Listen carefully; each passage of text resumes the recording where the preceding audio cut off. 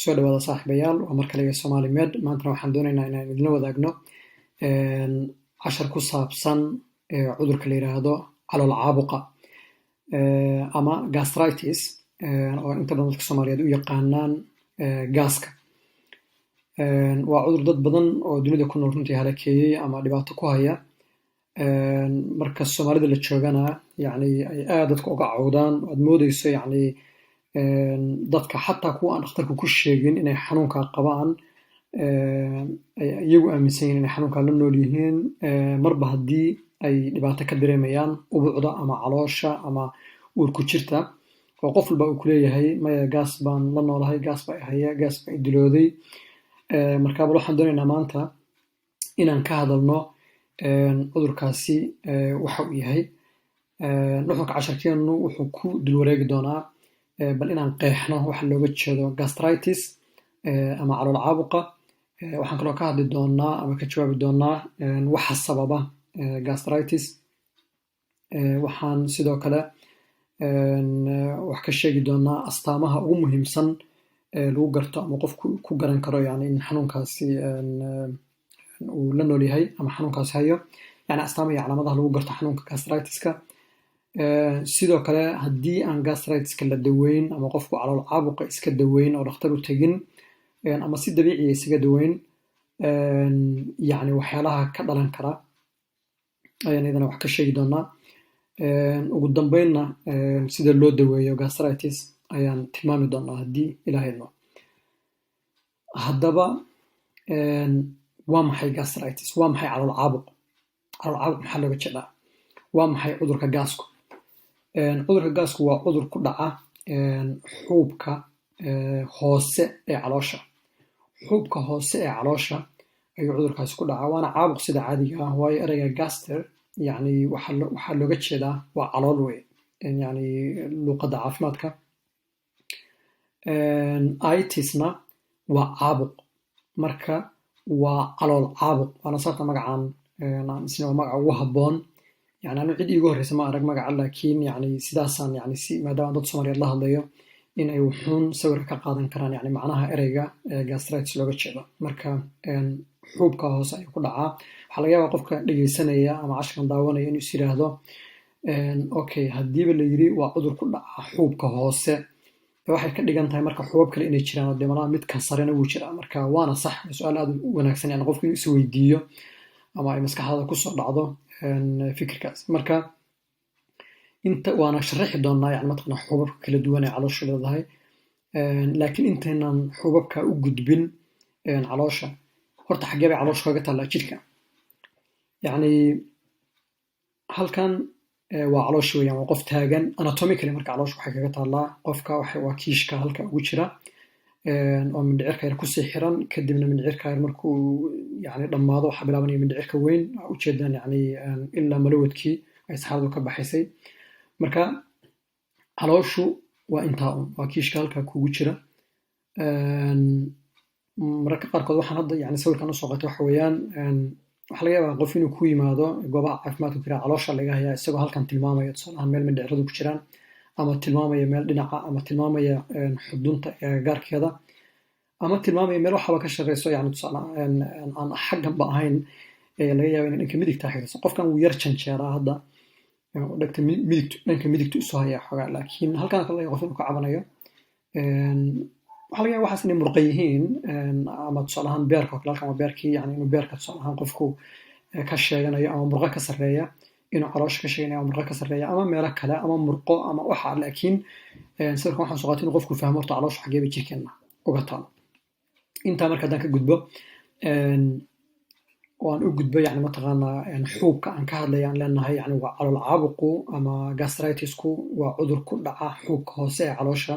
Calooshanu si rabaaniya waxay u samaysan tahay inta anagu ognahay 4 lakab. 4 lakab oo kala duwan ayuu ka samaysan yahay gidaarka. Waxaan waa calooshii, halkan waa hungurigii, halkan waa calooshii, waxaan waa mindhicirkii yaraa qaybtiisa hore duodenum baa la yidhahdaa. Kadibna jejunum, waxaa sii bilaabanaya mindhicirka dhexe yar, waxaa kusii xiga mindhicir kale oo aan hadda sawirnayn. Kadibna mindhicirka weynaa marka halkan yani waxaa ka arki kartaan wax ayagoo dhamaystiran yani waa calooshii mindhicirka baa bilaabanaya mindhicirka yaraa markuu oo aad u dheer runtii ilaa 5-6 mitir ah markuu dhammaado waxaa bilaabaya mindhicirka weyn waa kan marka large bowel baa la yidhahdaa ama large intestine kolontan ama yani mataqaanaa intan yar halkan ka muuqata hadda ee ka lulata bilowga mindhicirka weyn waxaa loo yaqaanaa appendix ama waa inta yare marka tusaalaan qofku qabsinku markuu kusoo boodo kale inta badan caabuqa uu kaga dhaco yani laga gooyo inta la jeexo dhanka midig dadka qaarkood bentijido iyo waxbay yidhahdaan yani erythliania ma garanayo laakiin bentijido iyo wax saasaa lagu magacaabaa laakiin appendix ama waxaa loo yaqaanaa qabsinka af soomaaliga waa intaa yar weeyaan ka laalaada mindhicirka weyn calooshii marka waa tan iyada marka calooshu gidaarkeedu yani wuxuu ka kooban marka hadda tusaalaan intaa yarta haddaan goyno oo dhumucdeeda aan eegno dhumucdeeda waxay ka kooban tahay 4 lakab oo kala sarreeya kaa ugu hooseeya waxaa la yihahdaa mucosa kan ku xiga waxaa la yihahdaa submucosa oo macnaheedu iyo sub waa hoos yani mucosa hoosteeda waa lakab kale lakabka saddexaad waxaa la yihahdaa oo kan yani mataqaanaa midabkan leh waxaa la yihahdaa muscularis ama waa muruqleeda xogaa yani muruq mushabaha mid walba yani wuu sii qaybsamaa laakiin yani 4 guud baan dul maraynaa kan ugu dambeeya ee hadda inagu aan arkaynana oo halkan kale ku arkaysan waxaa la yihahdaa serosa ama serosa marka inta badan dadka qaarkood waxay u isticmaalaan adventitia marka 4 lakab oo isku xigxiga kan ugu hooseeya ee meesha cuntada kusoo dhacda yani cuntada iyo isagoo is arkayaan ayaa waxaa la yidhaahdaa mucosa kaasaa marka waxaa la yidhahdaa xuubka hoose ee caloosha markaan leenahay caabuq ku dhaca xuubka hoose ee caloosha waxaan ka hadlaynaa waxa weeyaan waa xuubkan wey xuubkan marka shaqadiisu wuxuu qabtaa shaqo cajiib leh yani aad la yaab u leh runtii shaqooyin fara badan buu qabtaa lakin shaqada ugu muhiimsan markaan gastritis ka hadlayna waxa weeyaan in xuubkani uu u shaqeeyo yani sidii oraahdii soomaalida oo ahayd sidee xeerana loo xagtaa ilkana u nabadgalaan maxaan uga jeedaa taa waxaan uga jeedaa yani wuxuu isku hayaa 2 shaqo oo yani dhib badan labadaa shaqo marka macnaheedu waxa weeyaan yani wuxuu sameeyaa unugyo waxaa ku jira sameeya acidka caloosha ama dacartu waa dareere calooshana ku kaydsan oo ku jira oo loogu talagalay cuntadu markay jirkeena soo gasho hunguriga soo dhaaftay halkan timaado waxyaalo badan baa la socda oo pathogenic ah yani mataqaanaa cudursidayaal ah ama virusya ha ahaadaan ama bacteria ha ahaadaan ama wixii marka cuntada la socday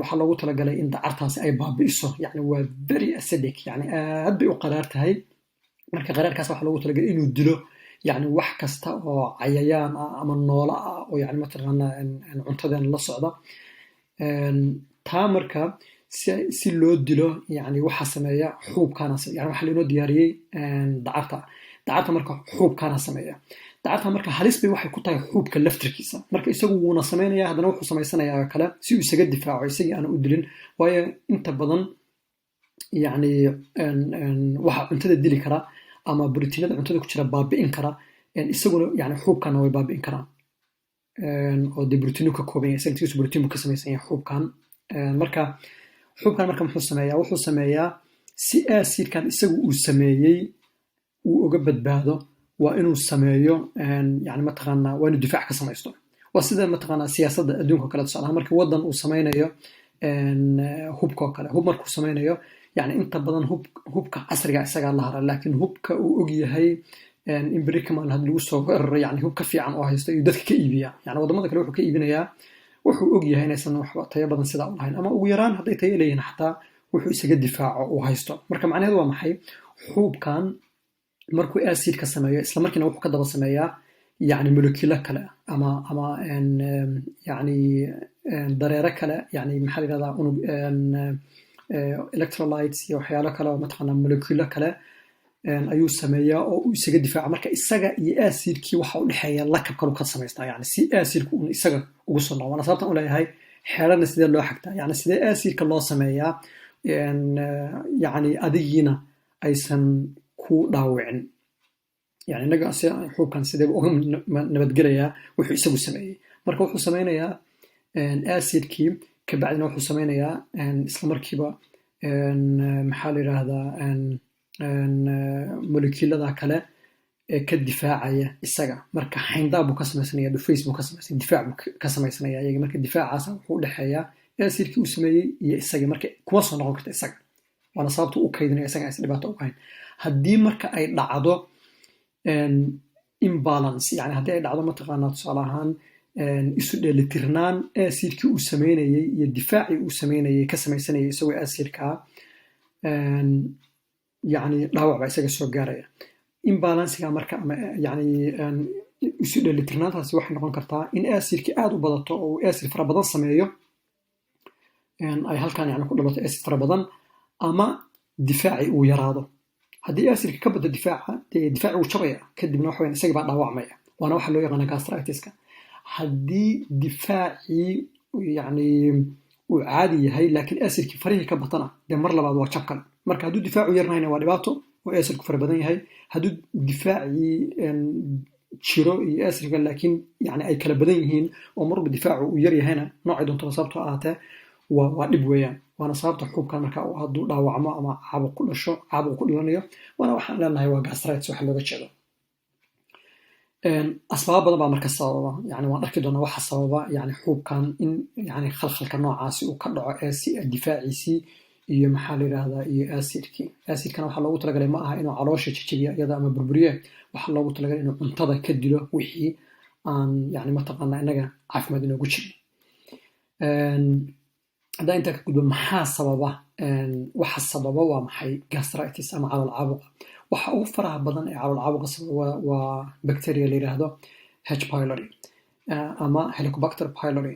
waa bacteriada noocaasi u samaysan tahay, midab ahaana noocaasi leedahay. waxaa la yidhahda waa gram negative bacteria, oo macnaheedu yahay in markii staininka lagu sameynayo ama la dhejinayo iyada, in yani staining negative ay samayso. marka bacterias waxay leedahay flagella wax la yirahdo, oo waxaan yani u sahlay inay ku socoto, yani waxay leedahay xargahaasa ka laalaada, waa noole caadiya. marka way yani mataqaanaa sida lulumadoo kale ama kalluunka, kuwaana u fududeynaya inay socoto. way tarantaa, way badanaysaa, yani aad bayna u daranta. anaga hadda sheegayna yani waa bacteriada keliya la og yahay in ay ku dhex noolaan karto, yani mataqaanaa acidka hadda aan hadlayna aan lahayn xuubka hoose caloosha sameeya oo caloosha ku kaydsan yahay, ama dacarta. yani dacarta waa bacteriada keliya ku dhex noolaan karta. sababta ay ugu dhex noolaan kartana waxa weeyaan waxay samaysaa maado la yiraahdo, yani waxaan ka wadaa enzyme la yiraahdo urease. urease marka aad bay u yani xawli fara badan oo urease ay sii daysa, iyadaa sii daysoo samaysa. markay samaysana waxay yani eventually yani process badan baa adigu dhaco, haddaan yani faahfaahino yani waqti dheer qaadanaya, laakiin bicarbonate bay noqotaa natiijadu. yani urease bay sii daysaa. markay sii daysana protein la yirahdo urea oo caloosha ku jira ayaa la kala jabiyaa, laba u qaybisaa.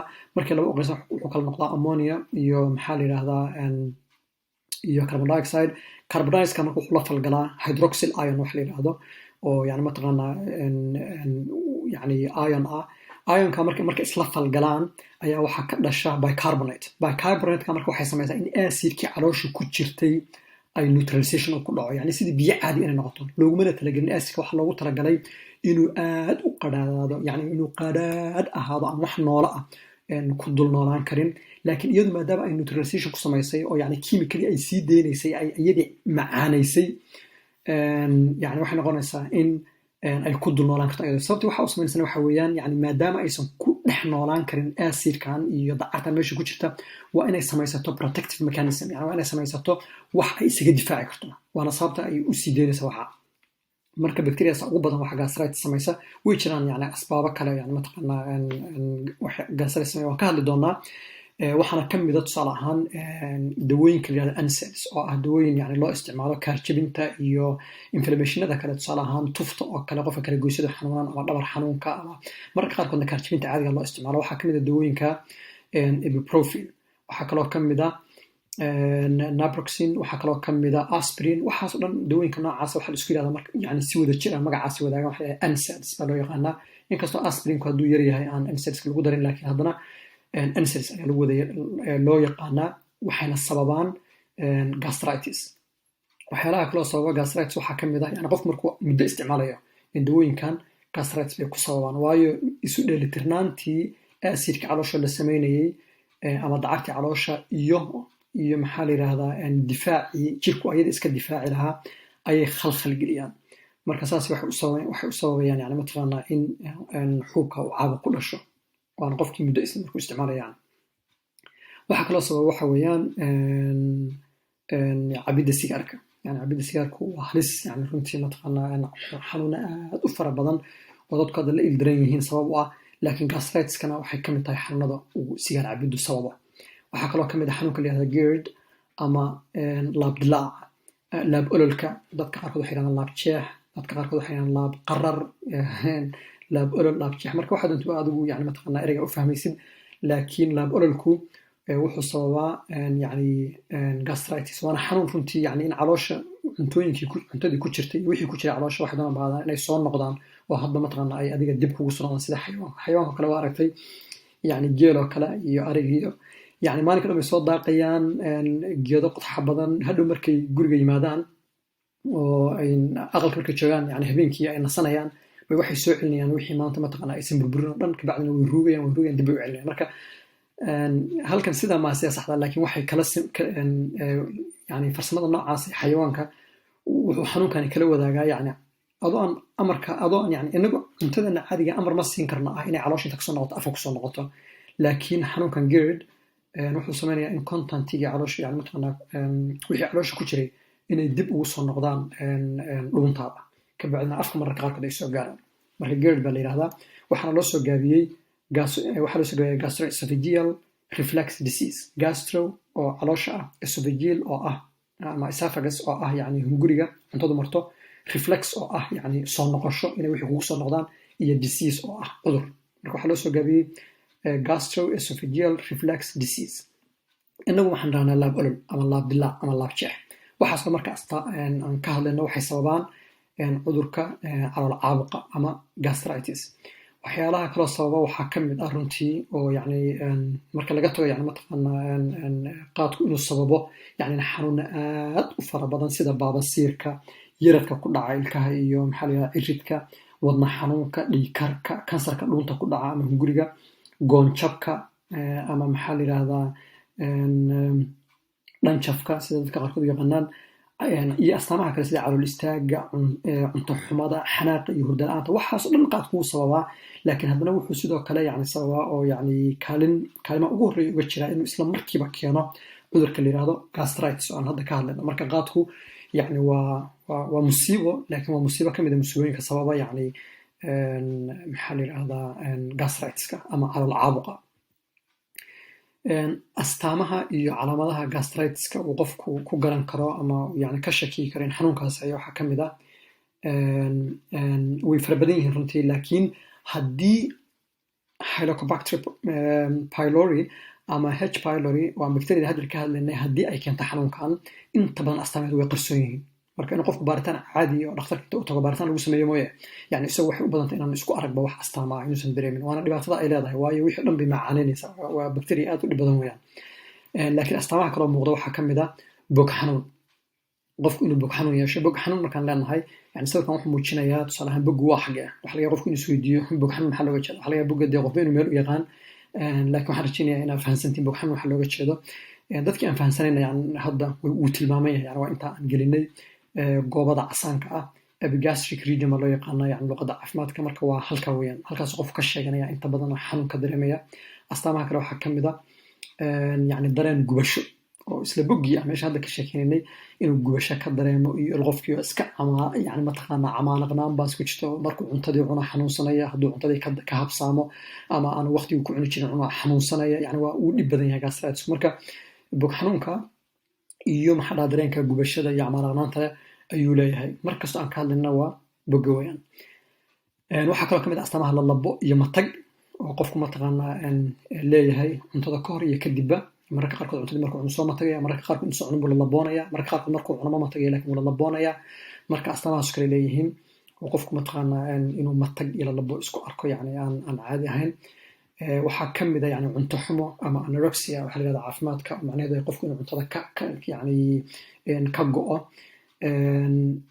maxaa sababaya yani waxaa sababaya inta badan yani cabsi uu ka qabo cuntada haddaa cuntiniyo ama lalabootaa ama matagtaa ama maxaa ama xanuunka kugu bilaamaaba. yani inta badan xanuun bay ka baqaan boga ah.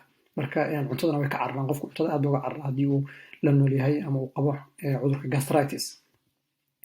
astaamaha waxaa iyaduna ka mid ah fuursanaan, qofku inuu iska fuursan yahay, uu dareemayo yani calooshiisa inuu geedka iska leegto, yani uu yani iska fuursan yahay sidii, laakiin inta badan yani markuu fuursan yahay, fuursanaanta waxaa looga jeedaa yani dibra maaha, dibradu inta badan kaar bay leedahay, waan arki doonaa iyaduna astaan ka mid ah runtii astaamaha lagu arko yani dadka qaba xanuunka gastritiska. laakiin fuursanaan markaan leeyahay yani qofku iskuma arkaya xanuun dhab ah oo fuursanaantu keentay, yani meeshii boga ahayd weliba iska xanuunaysaa, laakiin haddana wuu fuursan yahay si uu u fuursan yahay yani mataqaanaa, laakiin xanuun badan ma dareemayo markaan leenahay ereyga fuursanaan markaan isticmaalayno. halka dibiradu ay tahay maxaa la isla fuursanaantii laakiin xanuun wadata, marka tana waxaan leeyahay xanuun la, tanna xanuun leh. marka yani dibiradu iyo maxaa la yidhaahdaa iyo fuursanaanta iyo xanuunka marka hore aan sheegayna boga kaa qabanayo wuxuba qofka halkaas ku arkaya, yani meelo gaar oo kale ma aha, waa halka mar kasta boga unbaa qofka ama gubanaysa ama xanuunaysa ama uu fuursanaanta ka dareemaya ama dibiradu kaga jirtaa, yani wuxuu qofku isku arkaya mataqaanaa neef badan dabada ay ka baxdo ama inay ku dhegan tahay oo iska dibirsan yahay waxba ka baxayn. astaamahaas marka waxa waa astaamo kamid ah astaamaha lagu garto calool caabuqa ama cudurka gastritis. weli way sii socon astaamaha waxaa kamid ah tusaalahan qofku inuu daaca fara badan isku arka yani ama afka yani ay kusoo dhacaan wax ka yimid caloosha, marka qaarkood isku arkaysa yani mataqaanaa caloosha wax ka yimid inay afkaaga kusoo noqdaan, ama daaco qofku la maqlayo codkeeda ama aan la maqlayn, marka daaca fara badan hadda aragtid waa astaan kamid ah astaamaha uu gaasku leeyahay. waxaa kaloo kamid ah hingo, yani qofku inuu iska higoodo maanta yani mataqaanaa higtaa ku hayo oo yani mataqaanaa ay dee si nooc maa ama soo noqnoqoto maalin kasta ama labadii beriba mar ay isku arkaysid, haddana ay xogaa muddo ku haynayso, haddana ay soo noqonayso mar kale, haddana yani wax mar iyo laba yimid aan ahayn, laakiin dadka inta badan yani boqolkiiba boqol iskuma wada arkaan, laakiin dadka qaar ayaa isku arka. marka hingada iyo daacada hadda aragti daaco iyo hingo wada socda ama yani daahayo yani muddo kugu qaata ama maalmo badan ku haya, waa astaamo kamid ah astaamaha cudurka calool caabuqa. waxaa iyaduna astaamaha kamid ah marka weliba xanuunku kugu raago oo yani xanuunku ku diloodo, runtii ku diloodo waxaan uga jeedaa yani markuu muddo ku hayo adiguna aadan keersin, aadan wax waqtiga gelin, yani dhakhtar ka aadin, isdaweyn, waxaa kamid ah mataqaanaa dhiig matagid, waxaa loo yaqaana luqada caafikaan hematamesis. marka hematamesis waxa weeyaan qofku inuu mataqaanaa dhiig matago, dhiiggaas wuxuu noqon karaa dhiig cas, wuxuu noqon karaa dhiig madow, marka dhiig matagid ayaa kamid ah, laakiin waa markuu xanuun kugu raago weyaan. sababta keenaysana waan ogaan doonaa yani mataqaanaa waxa dhiig matagida keena, yani inuu dhiig aad soo matagto waxa keenaya. waxaa kaloo kamid ah saxaro dhiig, waxaa loo yaqaana laba nooc bay u qaybsan tahay dhiigga saxarada soo raaca, midna waa melena la yidhaahdaa, oo melena waa marka dhakhtar ku baaray adigu ma arkaysid, yani saxarada dhiig kuma arkaysid, laakiin saxarada midabkeeda bedelan waxay noqonaysaa yani dhiig, yani saxarada waxay noqonaysaa saxara aad u madow, waayo dhiigga waxaa ku jira maada la yidhahdo iron ama xadiidka, markii digestive yani markii dhiigga la kala qayb qabiyo la kala baabi'iyo globin yani hemoglobinta iyo maxaa la sii jajabiyo dhiigga, yani irontu waxay bedeshaa ama waxaa bedelmaya dhiiggu wuxuu bedelayaa midabkii saxaradaada, marka saxaradu madow iyadoo ah sida mataqaanaa rinjiga maaragtay shaaha markii la kariyo oo kale, rinjiga gufaarkiis inta soo harta bay saxaradaada u ekaanaysaa. coffee ground bay dhahaan qoladan bunka iyo aad u caba, ama bunka oo kale, bunka tusaale ahaan ayuu u ekaanaya marka la kariyo inta soo harta dambe raqaska, intaas saxaradaada waxaas u ekaanaysaa, marka dhiig baa la socda wey macnaheedu, laakiin dee dhiig caadi adigu ma arkartid. marka taa marka waxaa loo yaqaanaa melena. inta badan dhakhtarku yani hadduu astaamaha kaaga shakiyo yani mataqaanaa aan kasoo sheekeyninay ee bog xanuunka iyo cuntadii oo ku dhibaysa iyo fuursanaanta iyo dibirada faraha badan iyo naqaska kaa buuxo, waxaa qofka hadduu isku arko wuxuu mataqaanaa yani dhakhtarku inta badan saxada qofka u diraa, saxaradana wuxuu ka eegayaa culture buu ku sameeyaa, kadibna wuxuu ka eegayaa yani waa la beerayaa saxaradii in bacteriadaas marka hadday ku korto yani saxaradii laga qaaday, melena loo yaqaanaa yani dhiigga saxarada la socda midabka bedela laakiin aan ishu arkayn. marka qaarkoodna waxaa leedaha yani dhiig wuu cas yahay oo saxarada waxaa ku arkaysaa dhiig cas oo caadiya, waa ka garanaysa saxarada yani dhiig la socdo, waxaa loo yaqaanaa hematokisia. marka waxa weeyaan waa dhiig caadiya, dhiig anigu naqaana sida kanoo kale oo saxaradii la socda, meelahaasoo kale tusaale ahaan qofku isku arko dhiig, yani maaha saxaro madow, waa saxaro caadiya midabkeedi leh laakiin dhiiggu uu soo raacay, markaas kalena iyaduna waa astaan kale oo muujinaysa in yani mataqaanaa gastritis uu jiro. mararka qaarkood yani mar kasta oo yani dhiig cas uu saxarada soo raaco khasab maaha inay gastritis tahay, laakiin waa astaan kamid a gastritis.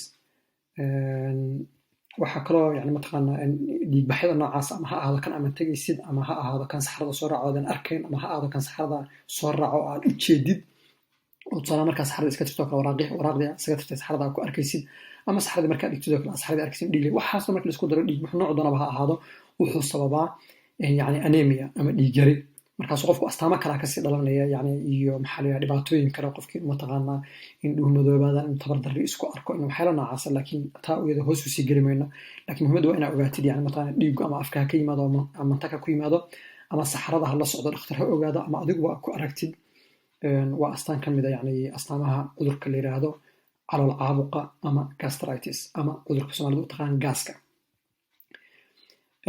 dhibaatooyinka ka dhalan kara gastritis muxuu yahay dhibaatooyinku aad bay runtii u fara badan yihiin laakiin maadaama aan waxa ugu badan oo sababa waa H pylori ama maxaa la yirahdaa bacteriada la yiraahdo H pylori ayaa gaaska sababta maadaama aan niri dee cudurro fara badan yani bay iyadu keentaa runtii waxay keentaa tusaale haddii la daweyn waayo waxa yani ay keento waxaa kamid ah tusaale chronic gastritis yani chronic gastritis waxa weeyaan waa calool caabuq raaga oo isagoo dhibaatooyin fara badan ay kasii dhalan karaan sida tusaale ahaan boog calooleedyo iyo weliba boog mindhicireedyo boog calooleedkan hadda tan oo kale caloosha ku taalla waxaa la yihahdaa gastric ulcer ama boog calooleed tanna waxay ku taallaa mindhicirka waayo intaana calooshii ah intaan ayaa calooshii ah laakiin halkan waa mindhicirka yar qeyb sare waata waxaa ku qoran small intestine yani waa duodenum baa la yihahdaa marka duodenum ulcer waxaa lagu magac daray boog ku taalla mindhicirka duodenum oo ah qeybta hore mindhicirka yar marka waxaasay sababi kartaa haddii H pyloridu aan la dilin in xanuunka noqdo la nooshaysay dhiig karka macaanka oo kale sokorta isaga ka yani haddii iska daysid oo aadan waxba ka qaban yani wuxuu sababayaa yani mathalan boog calooleedyo iyo boog mindhicireedyo kadibna wuxuu sababaa boog calooleedyo waxay isu bedelaan haddii aan la daweyn waxay isu bedelaan marka qofka muddo hayaan kansarka caloosha oo la yiraahdo adenocarcinoma 90% ilaa 95% yani marka maxaa la yirahdaa kansarka nooca ku dhaca xubnaha jirka ay wax maraan sida neef mareenada oo kale maxaa la yirahdaa dheef mareenka oo kale yani calooshii waxa mindhicirada sida sanbabka meelaha wax meel kasta wax maraan ama hawa ha marto ama cunto ha marto ama dhiig ha marto waxaas dhan yani meelaha tubada ama kanaalada kansarka ku dhaca waxaa loo qaybiyaa labo horta carcinoma la yirahdaa magacaasi wadaagaan laakiin waxaa loo qaybiyaa adenocarcinoma iyo squamous cell carcinoma marka adenocarcinoma ayaa ah midka ugu badan ee ku dhaca caloosha mid kaloo jira iyadana waxaana sababa H pylori boog calooleedyo waxaa sababa H pylori boog mindhicireedyo waxaa sababa H pylori chronic gastritis waxaa sababa H pylori yani way jiraan waxyaala kaloo sababa chronic gastritis laakiin yani hadda waxaan ka hadlaynaa waa H pylori yani inay iyaduna sababi karto waxaasna weliba ay aabbo u tahay waxay kaloo sababtaa nooc kale oo kansar oo caloosha isna ku dhaca oo la yirahdo gastric multilymphoma malt waxaa loo soo gaabiyey mucosa associated lymphotissue oo macnaheedu yahay yani mataqaanaa in nooca kansarka horta aad buu naadir u yahay yani inta badan laguma arko inaga hadda sheegaynaa marba haddii caloosha kansar lagu arko 90% ilaa 95% wuxuu u badan yahay waa carcinoma laakiin shanta soo harta hadduuba kansar yahay waa noocan weeyaan waana kansar caloosha ku dhacda ay sababto H pylori marka waxaasoo dhan baa ka dhalan karaa haddii aan la daweyn H pylori haddii aan yani gastritiska H pylori keento iyo H pylori haddii marka H pylori la daweeyo waxaasoo dhan qofku wuu ka badbaadayaa haddii ilahay idmo haddii ilaahay wax kale uga dhigayn haddii maxaa la yidhaha H pyloridu ay aan la daweynna haddii maxaa la yirahdaa la daweeyo waa la daweeya haddii aan laakiin la daweyn maxaa la yirahdaa waxyaalahan la kala san sheegay haddii marka gastritisku aanay H pylori keenin waxyaala kala keenaan marka waxaa loola tacaalaa yani si kale loola tacaalaa si dabiici ah laakiin haddii H pylori keento la ogyaho la xaqiijiyo dhakhtarku intuu baaro ama saxaraha kaa qaado ama dhiigka kaa qaado ama baaritaano kale tusaale inuu kaamarad isticmaalo ama maxaa la yirahdaa يعني mataqaanaa waxaa jira qaab kaloo la yiraahdo qaab kaloo loo baara jira tusaale inaad ku neefsatid yani mataqaanaa bac oo kale tusaale ahaan dhakhaatiirtu ay diyaariyaan oo maadooyin kale ku jiraan kabacdina ay baaritaan ku sameeyaan yani baaritaanku noocu doonaba hada dhakhtarka hadduu xaqiijiyo H pylori jirto waa in la dilo weeyaan waana ka hadli doonaa sida loo daweeyo ayada. Haddii laakiin aanay jirin H. pylori, waxaa loo yaqaanaa gastritis-ka noocaasa functional dyspepsia. Marka waa in nolosha qofka la bedelo. Tusaalahaan waxaa sababay stress baa sababay, yani mataqaanaa gastritis-ka caloosha ka haya, ama waxaa sababay dhibaato kale oo kusoo gaartay maxaa la yidhahdaa, oo inta badan wax ama ruuxi la xiriira ama stress iyo xal noocaasa. taa marka waxaa lagu daweeyaa, ma aha dawo in qofka la siiyo. dawo waa la siiyaa iska kaalmaatiya, laakiin inta badan yani waxaa lagu daweeyaa in la bedelo lifestyle, yani qofka lifestylekiisa ama habnololeedka, yani qofka habnololeedkiisa in la bedelo, yani xilliguu seexanayo inuu si fiican u seexdo, inuu stresska iska ilaaliyo, inuu shaqadiisa wax ka bedelo, inuu cuntooyinkiisa wax ka bedelo, waxaasaa lagu daweeyaa. Laakiin H. pylori ayada waa in kiimika lagu dilo, waa in dawo caadiya loo isticmaalo. Waana arki doonaa sida loo daweeyo. Haddaba sidee loo daweeyaa H. pylori? H. pylori waxaa loo daweeyaa laba qaab. labada qaab markii dhakhtarku xaqiijiyo yani H. pylori inay qofkan qabo, waxaa loo daweeyaa in la isticmaalo farsamada ah dawada saddexan. Dawada saddexan macnaheed waxa weeyaan in la siiyo saddexdan dawo ee halkan ku xusan 7 ilaa 10 casho. Yani waa proton pump inhibitor, clarithromycin, amoxicillin ama metronidazole. Saddexda dawo in la siiyo. Mararka qaarkood waxaa dhacda in dawadan yani dhexe, yani clarithromycinka, in oo yani ah antibiotic kooxda la yirahdo macrolide ka mid ah, in ay iska difaacdo H. pylori, sida isaga difaacaysay acidka caloosha, oo aan niri yani bacteria kuma dhex noolaan karto, laakiin iyadu ay ku dhex noolaan kartay maadaama ay iska difaacaysay. sidaas lamid ayay iska difaacdaa maxaa la yirahdaa dawadan antibiotic-ga ah. Haddii marka ay dhacdo inta qofka dawadan la siiyo haddana la arko weli inay nooshahay, waa in la isticmaalo farsamada ah dawada afaran. Yani haddii ay kuu shaqayn weydo tan hore, waa inaad tan labaad isticmaashid, oo ah proton pump inhibitor, metronidazole iyo tetracycline iyo bismuth. saddexdan la siiya, afartan la isla siiyaa, waxaana loo yaqaanaa quadruple therapy. Marka sidaasaa lagu daweeyaa. Intaa waxaan kusoo gabagabeyneynaa casharkii ku saabsanaa gastritis. Haddii wuxuuna ka faa'iiday casharkan, la wadaag walaalada iyo dad kale mataqaana asxaabtaada, si iyaguna waxaad ka faa'iiday waxay uga faa'iideen. waxaan rajeynayaa inuu wuxuun ka faa'iideen. waxaan idinkaga tegaynaa. Wassalaamu calaykum waraxmatullaahi wabarakaatu.